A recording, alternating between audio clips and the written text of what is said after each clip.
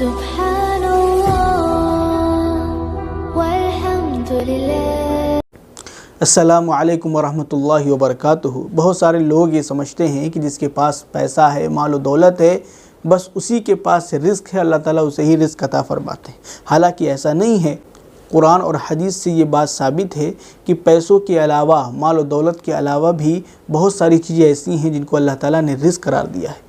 میں آپ کو 8 چیزیں بتلاتا ہوں کہ اگر یہ آپ کے پاس ہے، آپ کے پاس موجود ہے، تو یہ مال و دولت سے کہیں زیادہ افضل ہے۔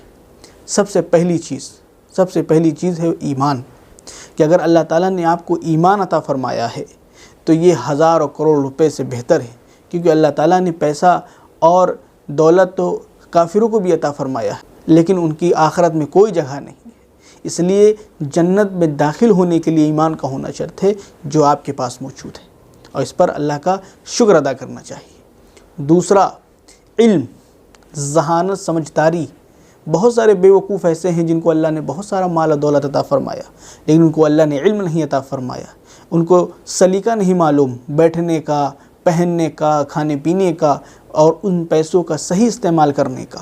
لیکن اگر اللہ نے آپ کو علم عطا فرمایا ہے تو یہ آپ کے لیے رزق ہے۔ تیسرا، صحت، عافیت اور تندرستی ہے۔ آپ نے خود دیکھا ہوگا بہت سارے لوگ ایسے ہیں جو نیند کی گولیاں کھا کر سوتے ہیں۔ اللہ تعالیٰ نے بہت بے شمار پیسے اللہ نے ان کو عطا کیے، لیکن اللہ تعالیٰ نے ان کو صحت اور عافیت اور تندرستی نہیں دی۔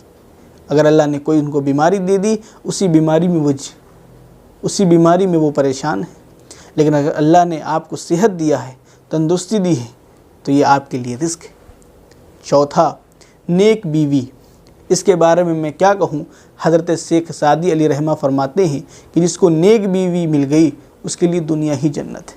اس سے بڑھ کر اور کیا بات ہو سکتی ہے، بلکہ نیک بیوی کے لیے اللہ تعالیٰ سے دعا بھی کرنی چاہیے۔ پانچویں چیز ہے نیک اولاد۔ حدیث کے اندر آتا ہے کہ نیک اولاد صدقہ جاریہ ہے۔ اگر کسی نے اپنے بچے کی اچھی تربیت کی، اس کو نیک بنایا، اس کو نماز اور روزے کا اہتمام کرنا سکھلایا، تو اس کے مرنے کے بعد بھی جو بھی بچہ اس کا نیک عمل کرے گا، اس کا سارا کا سارا اجر اللہ تعالیٰ اس سے عطا فرمائیں گے۔ چھٹی چیز، نیک پڑوسی۔ ہم دیکھتے ہیں کہ پوری فیملی نیک ہے، نماز روزے کا اہتمام بھی کرتی ہے، لیکن ان کو پڑوسی بہت خراب ہیں۔ کبھی کبھی ہوتا یہ ہے کہ پڑوسیوں کے تنگ کرنے کی وجہ سے لوگ گھر بھی چھوڑ دیتے ہیں۔ اگر آپ کے پاس بہترین پڑوسی ہیں، خوش اخلاق ہیں، تو یہ آپ کے لیے رزق ہے۔ ساتویں چیز، مخلص دوست۔ مخلص دوست کا ملنا یہ بھی اللہ کی طرف سے بہترین نعمت ہے۔ بعض باتیں ہم اپنی والدین سے نہیں کہہ پاتے، ہم اپنے بھائی سے نہیں کہہ پاتے، لیکن وہ باتیں ہم اپنے مخلص دوست سے کہہ لیتے ہیں۔ وہ مخلص دوست جو ہمارے برے وقت میں بھی ساتھ دیتا ہے، جو ہمیں حوصلہ دیتا ہے، جو ہمیں کبھی گرنے نہیں دیتا۔ اگر ایسا کوئی دوست آپ کے پاس ہے تو وہ آپ کے لیے رزق ہے۔ اور 8ویں چیز، لوگوں کی محبت۔ آپ کے پاس بہت ساری چیزیں ہیں، بہت ساری نعمتیں ہیں، پیسہ ہے، مال و دولت ہے، گاڑیاں ہیں، لیکن لوگ آپ سے محبت نہیں کرتے، آپ کی عزت اور احترام نہیں کرتے، تو یہ ساری چیزیں بیکار ہیں۔ اور لوگوں کی محبت یہ پیسوں سے نہیں خریدی جا سکتی، بلکہ اللہ کی طرف سے ایک نعمت ہے۔ اگر یہ 8 چیزیں آپ کے پاس موجود ہیں تو 1000 مال و دولت سے کہیں زیادہ بہتر اور افضل ہے۔